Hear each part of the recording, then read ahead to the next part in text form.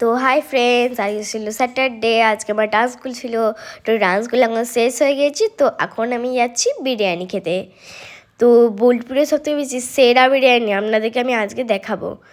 তো চলুন যাওয়া যাক। আর বোলপুরের সবথেকে বেশি মানে কি বলি, আমার তো মানে বিরিয়ানিটা অনেক ভালো লাগে। আমি আগেও অনেকবার গিয়েছি। তো এই যে বিরিয়ানির দোকানটা দেখতে পারেন, অনেক ভালো লাগে। আর এখানে আপনারা যদি আসেন, এই যে স্যালাড, আর এই যে অনেকজনে প্যাকিংও করছে, তো আপনারা দেখতে পারেন। আর এখানে আসলে আমি যদি বিরিয়ানির সেন্টটাই পেয়ে যাই, তাহলে আমার মনে হয় যে আমি পুরো বিরিয়ানিটা খেয়ে নিয়েছি, মানে আমার এত ভালো লাগে। আর আমি অনেকবারও এসেছি এখানে।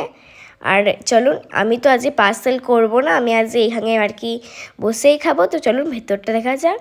তো এই যে ভেতরটা কিছু এরকম, মানে এত সুন্দর ভেতরটা, তোমাদেরকে আর কি বলি। তো এই যে আমি এখন খাচ্ছি এখানে।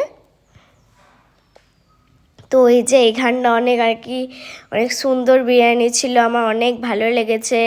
আলুর পিসটা অনেক বড় ছিল, আর আমার তো অনেক এটা আর কি ভালো লেগেছে। তো আপনারা যদি আসেন, আপনারা এখানে খেতে পারেন।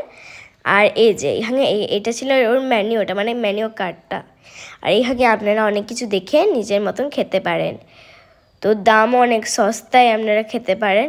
তো এই যে আমি একটা কোল্ড ড্রিঙ্ক নিয়েছিলাম, আর একটা জলের বোতল, আর স্যালাডও দিয়েছিল। তো দেখতে পারেন বিরিয়ানিটা ছিল অনেক সুন্দর বিরিয়ানি।